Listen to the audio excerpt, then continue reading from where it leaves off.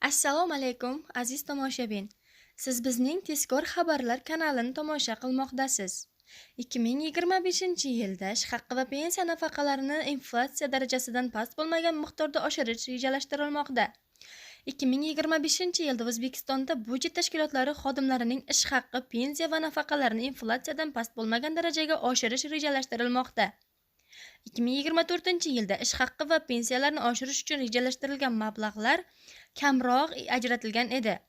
2025-yilda budjet tashkilotlari xodimlarining ish haqqi, pensiya va nafaqalarini inflyatsiyadan past bo'lmagan darajada oshirish rejalashtirilmoqda. Bu O'zbekiston Iqtisodiyot va Moliya vazirligi tomonidan e'lon qilingan 2025-yil va 2027-yillarga mo'ljallangan budjetnoma loyihasida nazarda tutilgan. Keyingi yil inflyatsiyada 7% bo'lishi prognoz qilinmoqda.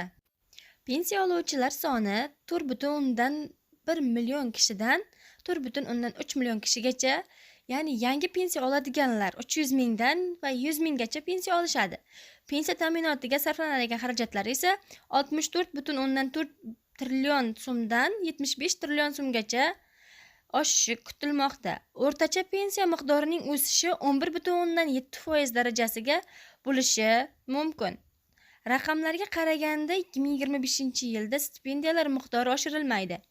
Davlat budjetining stipendiyalar bo'yicha umumiy xarajatlari 1,9 trillion so'mdan 2 trillion so'mgacha oshishi talabalar soni bilan bog'liq bo'lishi mumkin. 2024-yilda ish haqqi, davlat budjetida ish haqqi, pensiya, nafaqa va stipendiyalar miqdori oshirish uchun 9,55 trillion so'm miqdorida mablag' nazarda tutilgandi. Budjetnomada ish haqqining 1% ga oshirilishi yiliga 1,3 trillion so'm, pensiyalarni 1% ga oshirilishi esa yiliga 600 milliard so'mdan tashkil etmoqda. Xayr, salomat bo'ling. Videomiz yoqqan bo'lsa, like va podpisatsiya bosib qo'yishni unutmang. Omon bo'ling.